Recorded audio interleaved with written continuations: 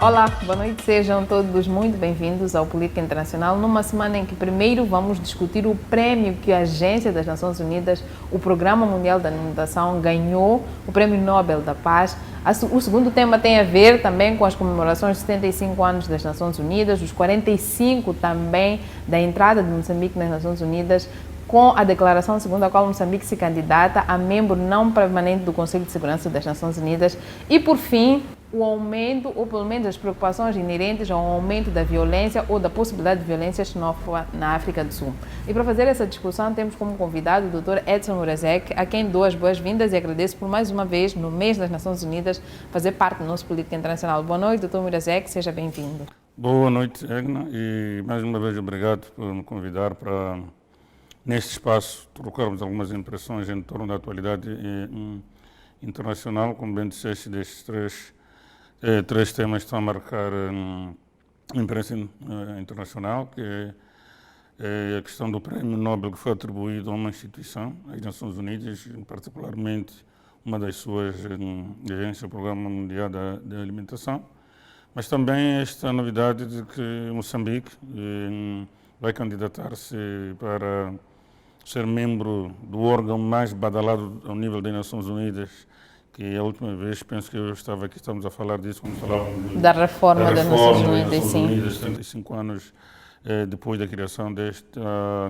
organização, e também para os alertas que os serviços de inteligência sul-africanos estão a avançar sobre a possibilidade de haver mais alguma onda de violência xenófoba no vizinho país da África do Sul. Dr. Murazek, as Nações Unidas têm três principais pilares de funcionamento, que são a questão dos direitos humanos, a questão da paz e segurança e também a questão do desenvolvimento. E este ano a Agência das Nações Unidas, que faz um pouco o trabalho em contextos da paz e segurança, que é o Programa Mundial da Alimentação, ganhou um Prémio Nobel da Paz. Considerando a lista vastíssima de individualidades e instituições que estavam afiliadas para ganhar este prémio, qual é a avaliação que faz, qual é o sentimento que tem quando é o Programa Mundial da Alimentação a ganhar este prémio, principalmente porque um dos nomes mais sonantes da lista de prováveis vencedores era Donald Trump e ele sequer foi tido nem achado nesta grande premiação. Começando por esta última referência de Donald Trump, eu haveria de achar muito estranho que, de facto, Donald Trump viesse a ser escolhido como o vencedor desse. Eu acharia estranho, ainda que perceba que essa coisa do Prémio Nobel acaba sendo uma coisa política, olhando para, às vezes, algumas escolhas que têm sido criticadas em vários quadrantes. É interessante também o fato de, ao invés de ser um indivíduo, ser uma instituição que vence o Prémio Nobel da Paz. Aliás, não é a primeira vez que é uma instituição, as próprias Nações Unidas já venceram algumas outras vezes, as Nações Unidas como um todo, mas também algumas das suas agências já venceram este prémio, mas tradicionalmente este era um prémio que, por aquilo que eu fui pesquisar um pouco, ler, que quem instituiu este prémio, acho que é Alfred, se não me trai o primeiro nome, Nobel, previa que fossem individualidades que tivessem trabalhado em prol da paz. Aliás, ele instituiu cinco prêmios, acho que é da química, física, literatura, outras fisiologias, e este Nobel da Paz. E é um prémio que tem sido atribuído a individualidades e também instituições que trabalham em prol da paz, e eu olho esta escolha do Programa Mundial da Alimentação na dimensão de olhar-se a paz não apenas no sentido negativo, não no sentido negativo, diz paz negativa, mas na dimensão de paz positiva. Quando falamos de paz negativa, estamos a dizer o quê? O fim das hostilidades, o fim da guerra, por exemplo. Aí é a tal paz negativa, mas que talvez os membros do júri decidiram olhar não só na dimensão de ter contribuído para que terminasse um determinado conflito, mas ter contribuído para uma paz positiva no sentido de tentar garantir o acesso a melhores condições de vida à população, e neste caso em particular, distribuindo alimentos para populações em situações de conflito em vários quadrantes. Esta premiação do Programa Mundial da Alimentação, mais do que muito interventiva nas questões de paz e segurança, Dr. Murasek, significa que reconhece-se que há um cada vez maior número de conflitos no mundo e que estes conflitos não são necessariamente resolvidos na mesa de negociações, mas eventualmente garantindo o mínimo para as populações, como por exemplo alimento. Como é que nós analisamos esta questão? Porque a principal vocação do Programa Mundial da Alimentação é justamente mitigar o impacto dos conflitos, das áreas inacessíveis ou restritas, oferecendo comida. Contrariamente à grande ideia que nós temos das Nações Unidas como espaços de grande negociação, eventualmente de grande intervenção humanitária. Como é que nós avaliamos isso? Algumas dessas decisões eu olho mais na dimensão política da coisa. Porque tradicionalmente poderíamos dizer é estranho que seja uma instituição como o Programa Mundial da Alimentação estar a receber um prêmio desta natureza, porque a ideia é contribuir para a paz, naquela dimensão que eu referia, da paz negativa. Eventualmente, o que o Programa Mundial pode não estar a contribuir nessa dimensão, mas vai distribuindo comida para aliviar o sofrimento das populações que estão afetadas por conflitos. Mas estas premiações, às vezes, também são recados que estão a ser dados ao comportamento de atores no sistema internacional.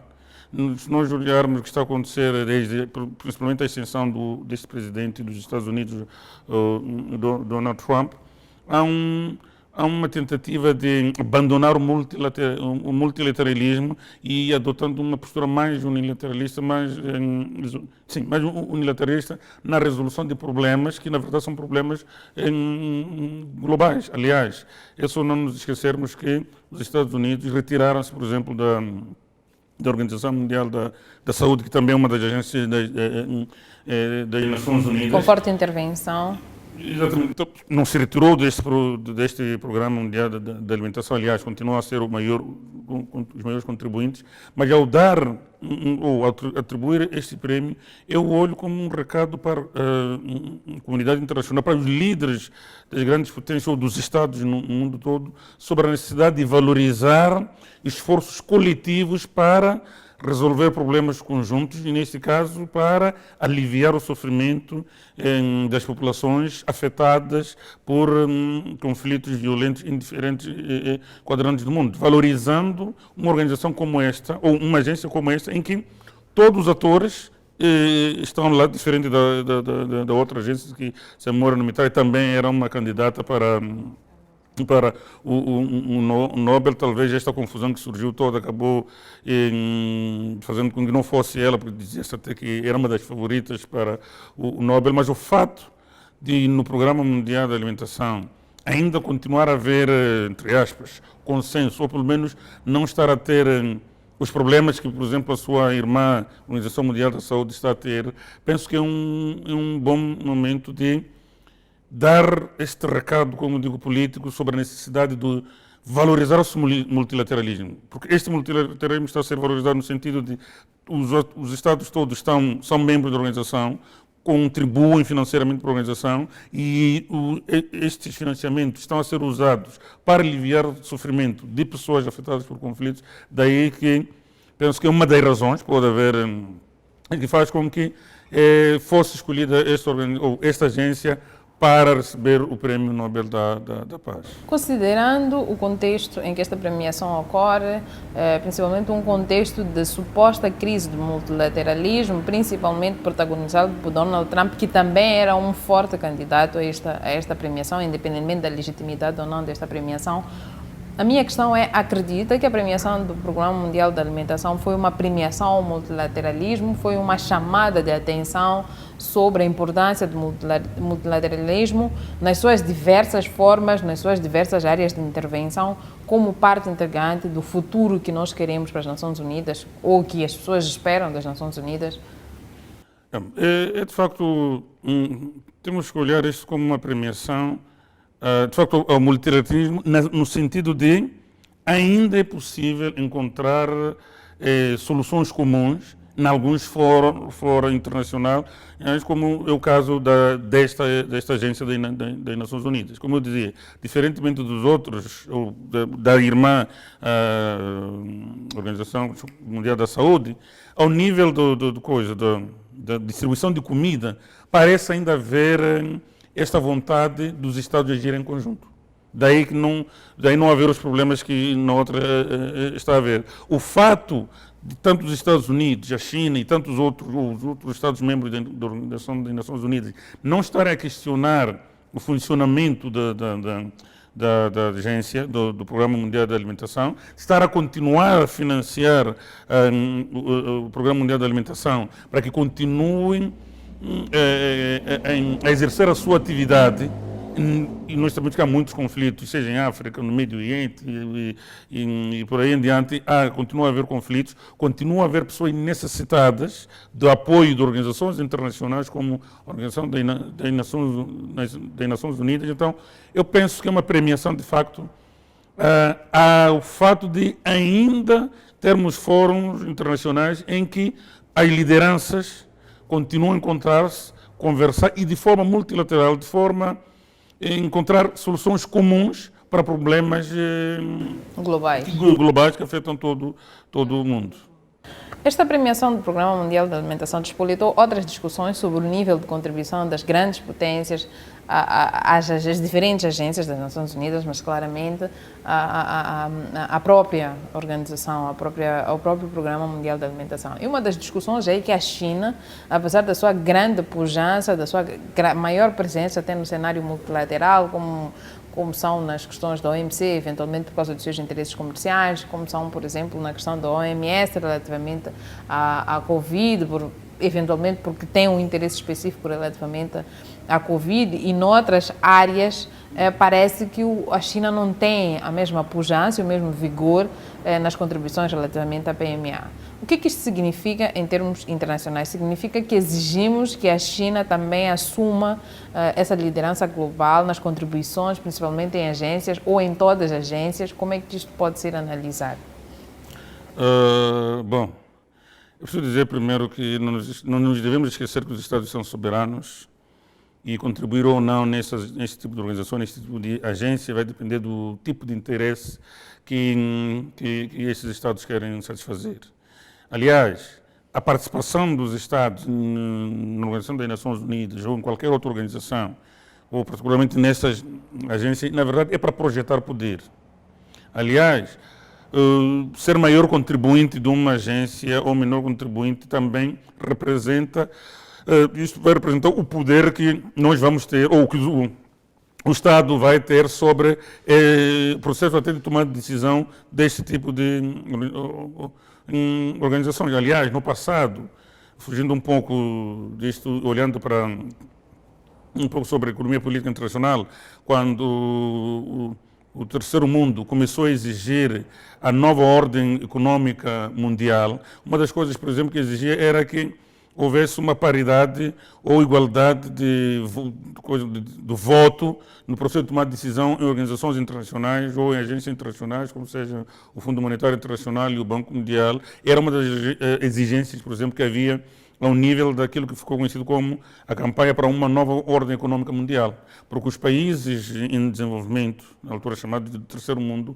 acreditavam que o processo de tomar decisão nestas organizações acabava sendo desfavorável aos seus interesses e queria ter a mesma qualidade de voto, por exemplo, dos mais fortes. Os fortes disseram que não, nós damos mais dinheiro, então vamos ter maior poder. O que é que eu quero dizer com isto? É que contribuir mais ou menos é igual à projeção de poder, ou vai ao encontro da projeção do poder dos Estados. E os Estados vão contribuir mais ou menos em determinadas organizações em função do interesse que acharem que vai ser favorecido.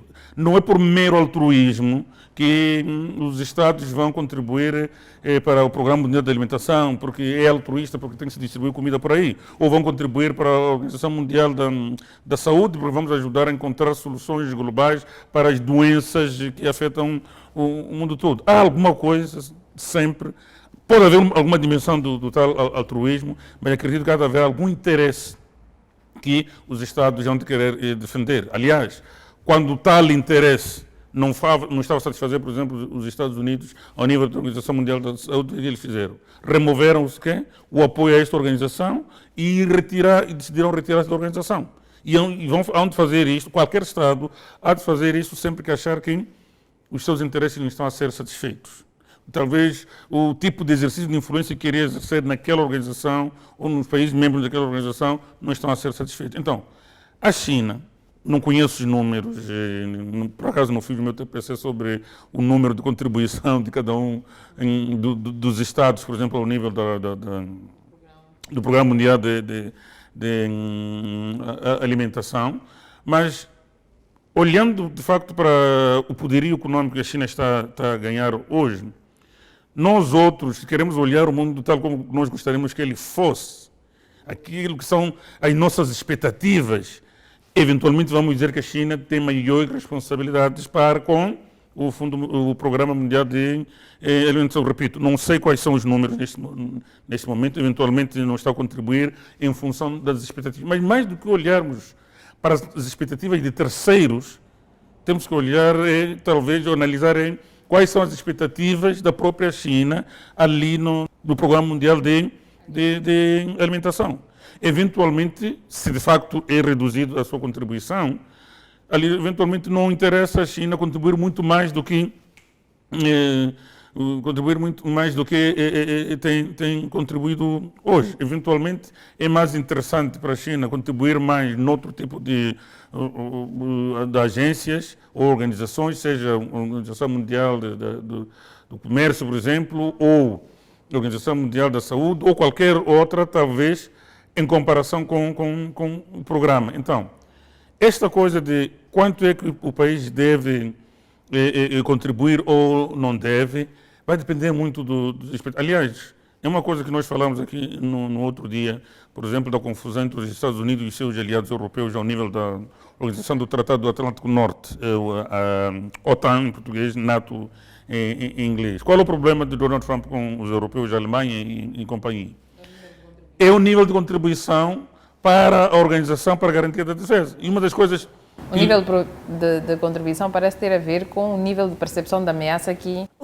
Quer dizer, repare no caso da OTAN, até houve consenso, foi decidido que cada país, por exemplo, contribuísse com 2% do seu PIB para o setor da defesa. Ou seja, contribuir para a NATO, a OTAN, para as questões de defesa. E uma das críticas que Trump fazia é que a Europa não está a cumprir com as metas que foram acordadas em termos de sua contribuição. E que os Estados Unidos, eventualmente, estavam a contribuir muito mais para a defesa dos europeus e do que os próprios europeus para a sua própria defesa. Então, é uma questão de prioridades, é uma questão de interesse que cada ator no sistema internacional, cada Estado no sistema internacional, olha para as organizações e vai decidir escolher contribuir mais ou menos em função do tipo de interesse, do tipo de projeção do seu poder a nível exterior quer fazer. Porque pode não estar a contribuir nesta dimensão, eventualmente, do Programa Mundial da Alimentação e, entretanto, contribuir de outras formas, por exemplo, com as ajudas que vai distribuindo pelo bilaterais e não necessariamente... Até porque a tradição chinesa, eventualmente, multilateralismo, é nova relativamente à sua estratégia bilateral de ir lidando com... Exatamente, é mais fácil para eles, eventualmente, negociar bilateralmente do que... Então, para isso, para dizermos que contribui menos ou mais, eu teria que ter um pouquinho mais de tempo para eu ir olhar para a participação chinesa em diferentes organizações internacionais, ou poderiam ser organizações ao nível das Nações Unidas, ou olhar para a sua contribuição em diferentes, em diferentes agências e olhar para o tipo de compromisso que os Estados assumiram. Porque neste momento eu não sei exatamente qual é o tipo de compromisso que assumiram em termos de contribuição, em função da percentagem do PIB, em função quais são os critérios que foram, por exemplo, definidos para que cada país faça a sua contribuição. E muitas vezes os países não contribuem necessariamente aquilo que os terceiros esperam que... Aliás, temos que ver também, será que a China está interessada em contribuir muito mais? Porque essa coisa de... Nós olhamos a China como uma grande potência, mas mais do que nós achamos que ela é uma grande potência, com ambições hegemônicas, é preciso que a própria China nos mostre que está interessada em se tornar numa potência hegemônica, e se tornando numa potência hegemônica, se ela de facto está interessada em criar o bem público internacional. O bem público internacional é o quê? É, por exemplo, a Organização das Nações Unidas. É, por exemplo, o Programa Mundial de Alimentação, em que você contribui aparentemente sem esperar necessariamente algo em troca, mas que esse seu contributo vai beneficiar todos. Então são os regimes internacionais e as organizações internacionais. Doutor Mirazek, esta é uma última pergunta para esta primeira parte e também para esta premiação do Programa Mundial da Alimentação, que aparece num contexto específico também de intervenção do Programa Mundial da Alimentação em Moçambique, não necessariamente em situação de conflito, como está a acontecer agora com os deslocados em Cabo Delgado, mas também porque a contribuição do Programa Mundial da Alimentação tem sido muito mais significativa, tanto na questão dos ciclones Kenneth e Dai, mas também na questão da segurança alimentar em Moçambique. Qual é a lição que vai para Moçambique como um dos principais receptores desta ajuda do Programa Mundial da Alimentação, não necessariamente em áreas de conflito, como está a acontecer agora, mas também no processo também de garantia da segurança alimentar moçambicana? Bom, como diz o próprio programa, o Programa Mundial da Alimentação, os Estados encontraram-se e criaram este programa. Já não me lembro, acho que foi um presidente norte-americano que teve a iniciativa acho que exatamente, eu tenho dificuldade de pronunciar este nome, que teve esta ideia de criar essa organização para ir ajudando os mais desfavorecidos, porque apesar de dizermos que o sistema internacional é anárquico, os Estados estão mais preocupados em defender interesses próprios, não necessariamente em ajudar os outros. Muitas vezes eu digo que esta é a teoria que domina as relações internacionais, mas também há um lado, vamos lá dizer, humanitário, um lado mais, como é que chama? Mais de idealismo, no sentido que é preciso ajudar os pobres, os necessitados, daí que vão sendo criados esses bens públicos para fazer esta ajuda. E o Programa Mundial da Alimentação tem esta missão específica de garantir que pessoas que não têm acesso à alimentação possam ter alguma alimentação, garantir questões de segurança alimentar. E já nem me lembro desde quando é que vem trabalhando em Moçambique, nos diferentes períodos de construção do Estado moçambicano, e agora, como bem dizes, também tem ajudado os deslocados do conflito ou dos ataques terroristas em Cabo Delgado. Então, olhar para este tipo de organização, para países como em Moçambique, são organizações relevantes e importantes, e que de facto é bom continuar a insistir na necessidade de haver conversações multilaterais para que sejam encontrados consensos que possam levar a que este tipo de organizações possam continuar a ser financiadas para continuar a apoiar situações de pobreza ou de insegurança alimentar, seja na Somália, seja em Eritreia, seja em Moçambique, seja em qualquer parte do mundo. Então, com o país de Moçambique, penso que eventualmente o que tem que fazer é, de facto, defender a necessidade do multilateralismo continuar a funcionar, porque só por via disso é que pode haver programas como o de alimentação que ajuda o país a garantir não só a segurança alimentar, mas também a apoiar necessidades em situações de calamidades naturais, como aconteceu com os ciclones Kenneth e Idai, ajudar quando há problemas de seca, em ajudar quando há problemas de deslocados de guerra, e etc, etc. Mas, acima de tudo, apesar de eu dizer que é bom que existam este tipo de agências para ajudar os pobres e por aí em diante, há um trabalho que é preciso fazer, que é para garantir que quando há este tipo de problema de calamidades e de conflito,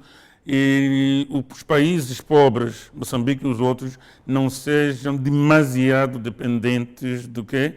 De ajudas que provenham deste tipo de agências. Esta ajuda é sim bem-vinda, mas como eu dizia antes, quem dá este tipo de ajuda, no final do dia, há de querer algo em troca, nem que seja ficar do lado na hora de tomada de decisão, nível da Assembleia ou do Conselho, etc, etc. É preciso criar uma capacidade de resiliência tal que, sim, o país pode ser afetado, mas não ficar totalmente dependente de ajuda de agências das Nações Unidas ou de outras organizações internacionais. Muito obrigado, Dr. Murazek. Vamos a um brevíssimo intervalo e vamos à segunda parte, onde conversaremos sobre a candidatura moçambicana ao Conselho de Segurança das Nações Unidas e também a probabilidade de uma reemergência de ataques xenófobos na África do Sul. Voltamos até já. Voltamos ao Política Internacional numa segunda parte, onde iniciaremos com a candidatura moçambicana ao Conselho de Segurança das Nações Unidas.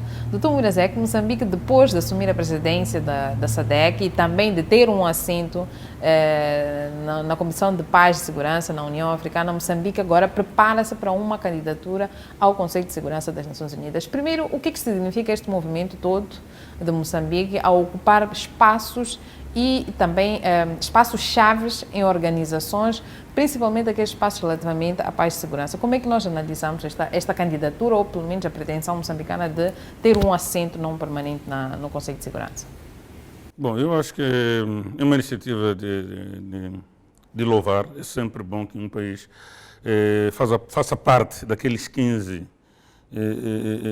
estados, naquele órgão onde são tomadas as decisões substantivas sobre as relações internacionais ou as decisões das Nações Unidas. Então, quando li sobre esta notícia, é de louvar que Moçambique esteja a se preparar para fazer parte do Conselho de Segurança. Aliás, esta coisa de fazer parte do Conselho de Segurança, na verdade, é algo que é distribuído em diferentes regiões. Cada região tem o direito de colocar membros ao nível do Conselho de Segurança, membros não permanentes ao nível do Conselho de Segurança, e isto é distribuído de forma a garantir um equilíbrio regional. Eu sei que a África do Sul, aqui na região, já fez parte ou faz parte do Conselho de Segurança, já fez parte do Conselho de Segurança, até lembro-me na altura que se tomou a decisão se vai se invadir a Líbia de Muammar Gaddafi ou não se vai invadir a Líbia de Muammar Gaddafi. A África do Sul fazia parte do Conselho de Segurança das Nações Unidas, não como membro permanente. Isso como é feito, os Estados candidatam-se em diferentes regiões, África, América Latina e Caraíbas, a Ásia, em diferentes regiões, para completar os 15 membros, já que existem aqueles 5 permanentes. Depois já uns 10 que são distribuídos pelas diferentes regiões. Então, olhando para este protagonismo que Moçambique está a tomar, está a presidir a SADC, esteja a dizer-me que também faz parte do órgão, acho que é de paz ao nível da União Africana, é também importante ter a experiência de fazer parte do Conselho de Segurança das Nações Unidas, porque é ali onde são as tomadas de decisões substantivas sobre a defesa ou sobre a manutenção da paz e estabilidade no sistema internacional. E esta sincronização de participação em órgãos de defesa e segurança nível regional, a nível da SADC, também a nível da União Africana, até a nível global, tem alguma coisa a ver com o necessário movimento que eventualmente Moçambique deve fazer relativamente aos desafios da segurança que o país tem estado a conhecer? Primeiro no centro, com a questão do DDR e também com a questão da construção da paz, mas também relativamente aos movimentos terroristas no norte do país? Bom, ou é uma coincidência? Eu não diria que tem a ver exatamente com esses desafios. Eu acho que chegou a vez de Moçambique poder, tudo bem, candidata-se. Aliás, essas coisas geralmente nas diferentes regiões há candidatos, há concertações para evitar que se recorra a votações competitivas que prejudiquem a região. Então tem de haver concertação ao nível da região, mas não acredito que tenha a ver com os desafios no centro e no norte do país. É só repararmos que, por exemplo, ao nível da SADC, agora Moçambique está a presidir a SADC, não está a presidir por causa dos desafios. É uma questão rotativa em que chegou a vez de Moçambique presidir a SADC. E quando puder fazer parte, assumindo e tendo fé de que de facto vai ser eleito para ser membro do Conselho de Segurança, quando chegar a esse momento, Moçambique já não será presidente da SADC. Porque pelo que li é para 2023, 2024, por aí. As eleições em 2022 e a presidência ao nível da SADC é só de um ano. Não sendo algo que tenha necessariamente a ver com o contexto moçambicano, ajuda Moçambique eventualmente a ganhar ou a buscar maior apoios para essa candidatura? Sim, sem dúvida. Sem dúvida que ajuda. Aliás, pelo pronunciamento da ministra dos Negócios Estrangeiros, a SADC já endossou. Quer dizer, já há consenso ao nível da SADC que é a vez de Moçambique candidatar-se para fazer parte para ser membro do Conselho de Segurança. Esperemos que os outros países africanos também endossem a candidatura de Moçambique. E o fato de fazer parte, eventualmente, do órgão de paz da União Africana pode ser um bom indicador para no sentido de Moçambique poder fazer os lobbies necessários que possam apoiar ou fortalecer a sua candidatura para ser membro do Conselho de Segurança. Então, esta dimensão de neste momento estar a presidir a SADC, ser membro do órgão de paz e segurança ao nível da União Africana, ajuda o país até a obter eventuais apoios, porque é ali onde é que são discutidos os desafios à paz e segurança ao nível do continente africano, e tendo o problema de Cabo Delgado, tendo o problema do centro do país, são fóruns relevantes em que Moçambique pode fazer o lobby, dizer o que está a acontecer aos seus pares no continente africano, para ver que tipo de apoios é que podem ser dados para combater estes dois desafios. Aliás, é só nos lembrarmos que o momento em que a ministra dos Negócios Estrangeiros faz este anúncio, em que faz o pedido a diferentes representações diplomáticas de África e do Médio Oriente e que estão acreditadas em Maputo, não fez apenas este apelo para o apoio à candidatura, como também passou em revista o que é que está a acontecer em Cabo Delgado por causa destas questões do terrorismo, que é uma espécie de mostrar os desafios que o país está a enfrentar e a necessidade que tem de obter apoios, diversificados apoios, para combater estes dois desafios. Então, eu acho que seria interessante que Moçambique fizesse parte do Conselho de Segurança e depois olharmos como é que vai votar ou como é que vai balancear os diferentes desafios que há de haver ao nível do Conselho de Segurança quando o país estiver lá olhando para, por exemplo, aquilo que aconteceu com a África do Sul quando da invasão da Líbia. Seria interessante também ver E quais são, considerando que é uma candidatura e não necessariamente um assento garantido, quais são as perspectivas em relação à possibilidade de Moçambique conseguir este assento no Conselho de Segurança? Como é que sente? Sente que é um sonho ou desejo real ou é algo que eventualmente terá que passar para uma outra altura? Eu acho que Moçambique tem possibilidade, sim, de fazer parte do Conselho de Segurança, tal como foi dito pela ministra. Já tem um apoio ao nível da SADC. É uma pena que não fiz mais uma vez aquele TPC de verificar quais foram os outros membros do Conselho de Segurança nos últimos anos. Eventualmente pode ser que de facto este seja um momento em que o candidato ao Conselho de Segurança no Grupo África tenha de vir ao nível da SADC. Penso que são dois candidatos que a África fornece ao Conselho de Segurança, 2 ou 3, já não me lembro bem. Mas é preciso vermos, para eu não responder aqui com evidências, teríamos que ver os outros candidatos de que sub-regiões em África, por exemplo, provinham, e assumindo que podem estar a respeitar o princípio da rotatividade, no sentido de se desta vez os candidatos são desta ou daquela... Os membros não permanentes têm representação regional. Sim, tem representação regional, mas na região África tem várias sub-regiões. Tem África Austral, tem África Oriental, tem África Ocidental. Então, subsaariana, ocidental.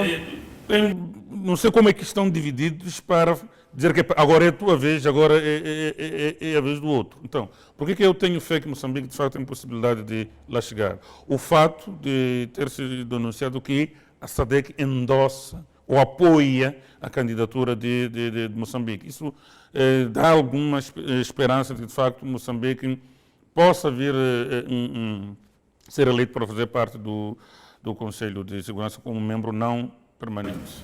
Bom, como moçambicanos, penso que desejo a todos nós que Moçambique, caso consuma a candidatura ao Conselho de Segurança, possa também ter um assento que melhorará um pouco as questões e o entendimento de paz e segurança. O terceiro tema que nós trazemos para a política internacional tem a ver com a possibilidade de reemergência da violência xenófoba na África do Sul, segundo as últimas notícias que nos vêm dos matutinos da região, mas também principalmente da África do Sul. Dr. Murazek, a questão da xenofobia desde 2008 parece começar a ser algo muito constante nas relações entre a África do Sul e seus vizinhos, e não necessariamente com Moçambique. E a questão é, diante da iminência de um provável novo ou de uma provável nova onda de xenofobia, quais são as opções que Moçambique tem? O que é que isto significa, principalmente para as relações bilaterais entre Moçambique e a África do Sul, mas também entre a África do Sul e os países da região?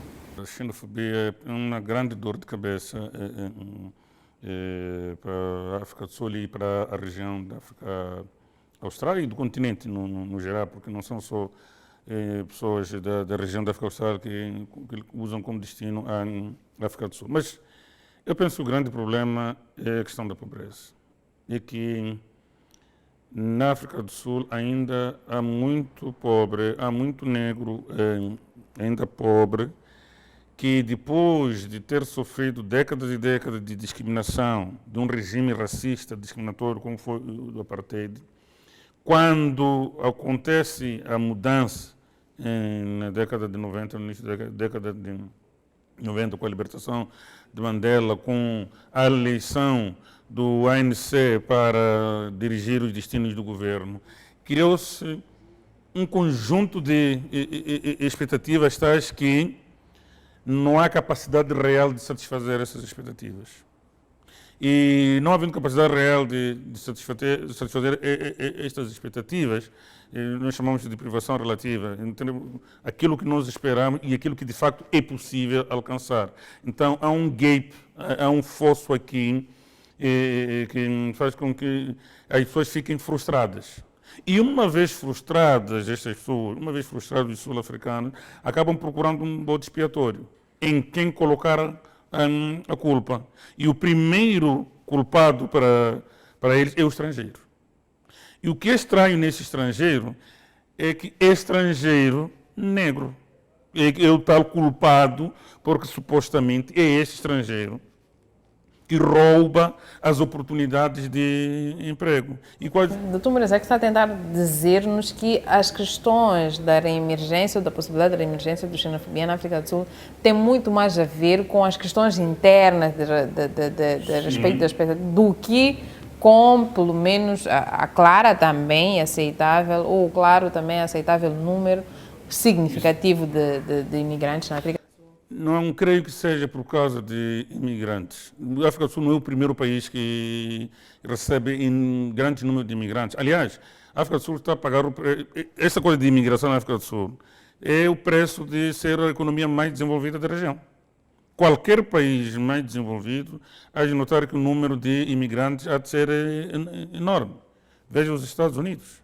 Donald Trump, o que começou a tentar fazer? Bloquear as fronteiras, até já propôs construir um muro que teve problemas lá com, penso que foi com o Senado ou com o Congresso, porque queria montar um muro para impedir a entrada de mexicanos e outros que vinham. Significa que as populações americanas vivam a tal privação relativa que o doutor Feira. É isso que eu quero dizer, não acontece o mesmo. Mas se nós olharmos talvez em termos de imigração, não tenho números mais uma vez, mas talvez há países que recebem muito mais imigrantes do que a própria África do Sul. Então, há um problema interno que eu penso, não estou a dizer que a imigração não seja um dos problemas. Sim, é um dos problemas, aliás, o próprio governo assume como, já ouvi várias vezes algumas figuras do governo assumindo a imigração como um dos problemas, por exemplo, quando propõem que é preciso conversar com os países da região, vermos como é que eles podem ajudar. Já houve pronunciamentos a dizer que é preciso que os países trabalhem para que não haja entrada de imigrantes. Mas, mais do que os imigrantes, eu penso que é um problema interno da falta, ainda falta de capacidade dos diversos governos do ANC em satisfazer as necessidades básicas dos sul-africanos e que, quando essas necessidades não são satisfeitas, ou aquelas expectativas a que me referi não são satisfeitas, não são alcançadas, então nós procuramos, ou as pessoas procuram um bode expiatório, daí que diz que é por causa dos imigrantes. E estes imigrantes, muitas vezes, que são atacados, são os imigrantes pobres. Aliás, mais do que xenofobia, muitas vezes o que acontece é crime mesmo. O saque aos bens de estrangeiros, a perseguição aos estrangeiros, é o que tem sido reportado. E muitas vezes o ataque é contra estrangeiros pobres, porque supostamente são estes que entram para a África do Sul, aceitam qualquer tipo de trabalho que é pago, remunerado ou de baixa de remuneração, quando os sul-africanos queriam aqueles mesmos empregos, mas com uma remuneração elevada. Este tipo de coisa, como é que chama, de denúncias que tinham sido feitas. E considerando que realmente a África do Sul recebe esta quantidade de imigrantes por ser uma economia rica, quais são as opções que existem para os países da região? Principalmente se considerarmos que, caso haja uma reemergência da violência xenófoba, são justamente estes países que serão obrigados a receber esta avalanche de população que, não podendo continuar na África do Sul, terá que voltar ou ser repatriada para os seus próprios países de origem. Quais são as opções que os países têm para reverter este cenário, mas, acima de tudo, de reverter, mitigar o impacto que tem na vida destas pessoas que são sempre vítimas recorrentes da xenofobia na África do Sul? Eu penso que a melhor opção é desenvolvimento. Essa é a opção que os países têm. Se nós assistirmos um franco desenvolvimento nestes países que são vizinhos da África do Sul, em que são criadas condições de empregabilidade para os seus próprios cidadãos, eventualmente há de começar a haver algum desencanto, a possibilidade das pessoas saírem, deixarem as suas famílias para saltarem a fronteira e sofrerem o que sofrem, às vezes vivem em boas condições. Algumas imagens que têm-nos mostrados mostram-nos que muitas vezes as condições que estão a viver lá não são tão elevadas assim como nós poderíamos pensar. Então, a maior opção, a opção que esses países têm, é no sentido de redobrar os esforços nestas questões de governação, etc., que é para criar condições melhores de desenvolvimento nos respectivos países, condições de emprego nos respectivos países, porque se as pessoas tiverem emprego, tiverem acesso a diferentes serviços que eventualmente só do outro lado da fronteira é que podem ter, aí penso eu que há de haver redução do nível de imigração, há de haver redução, porque as pessoas saírem daqui para irem trabalhar nas minas na África do Sul. Alguns saem daqui nem sequer para ir trabalhar nas minas. Saem dos países como Moçambique para ir ser vendedor de rua na África do Sul. Eu já vi isso. Vendedor de rua, pintor, e etc. Pequenos trabalhinhos que vão fazendo do outro lado e preferem estar lá por quê? Porque, eventualmente, deste lado, nos países de origem destes imigrantes, não estão a ter essas condições. Então, havendo maior desenvolvimento, maiores oportunidades de emprego, etc., etc., as pessoas vão reduzir ir para lá. Porque agora o sul-africano, como eu dizia, está a usar, fazendo atos criminosos em alguns momentos, camuflando na ideia de que é xenofobia. Lembrando que xenofobia é medo do estranho. Se você tem medo do estranho, como é que ataca algo que você tem medo? Doutor Muirazek, estas são as soluções que os países podem tomar internamente, considerando que este é um alerta que até tem sido feito até por serviços de inteligência sul-africana e tem sido replicados. Quais são as opções regionais de coordenação que podem ser feitas eventualmente para evitar que realmente isto volte a ocorrer? Porque em 2008 ocorreu, depois nos anos subsequentes também sempre houve um alerta anterior, mas em 2015 e parece ser sempre recorrente e até com estes requintes de avisos prévios. Então, em termos de coordenação regional, quais são as opções? Principalmente porque Moçambique não é a única exclusiva vítima dos ataques xenófobos. Há muitos outros países da região e também dos Grandes Lagos e da África Ocidental. O que se pode fazer em termos de coordenação regional para mitigar o impacto destes ataques? Bom, é difícil responder a esta questão. O fato é que, no nível da SADC, deve haver, de facto, esforços conjuntos em termos de conversar sobre como é que os Estados podem mitigar os impactos adversos da violência xenófoba na África do Sul. Porque uma coisa é certa, aconteceu em 2008, aconteceu em 2015, 2008, 2015, estava a falar de grande xenofobia em grande envergadura, de grande dimensão. Mas quase todos os anos ouvimos problemas de xenofobia, ainda que não aos níveis que chegou, por exemplo, em 2015. Todos os anos há alguns focos de ataques. Eu penso que a região tem feito alguma coisa. Há conversações que tem havido.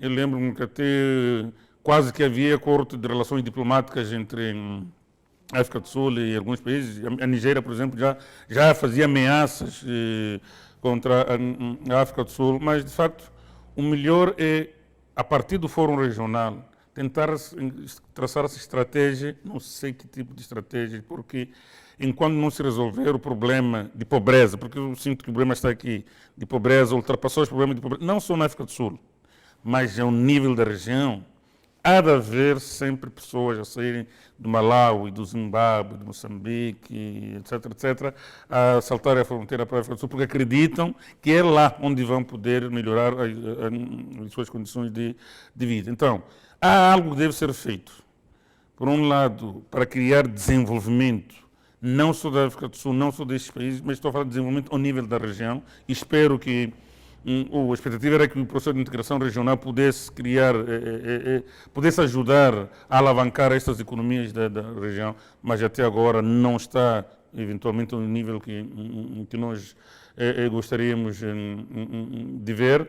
O fato é que tem de haver maior nível de coordenação entre os serviços de inteligência, porque quem faz este anúncio, estas notícias todas, é porque os serviços de inteligência se alertaram, disseram que há a possibilidade de assistirmos ao elevar da violência. Por causa de quê? Não só o problema da pobreza e por aí em diante, mas por causa também das restrições que está a haver em relação a esta coisa de Covid, etc., etc., que pode estar a piorar ou a elevar um nível de sofrimento ou de pobreza das pessoas. E há, de facto, essa probabilidade de voltar a haver elevação do nível de violência.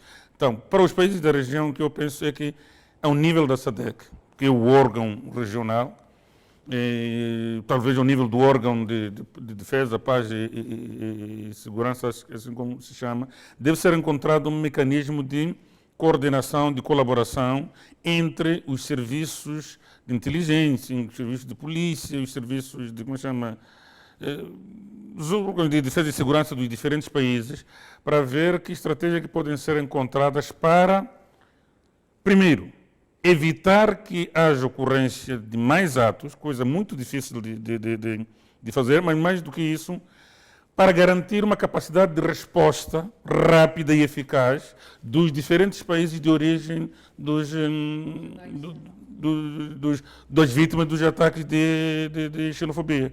Porque assim que começar a haver, a tendência é voltar para os países de origem. Então, é preciso que estes países se organizem para ter um maior nível de resposta, uma capacidade de resposta rápida e eficaz para minorar o sofrimento das famílias que eventualmente vão ser despojadas por causa de ataques xenófobos na África do Sul.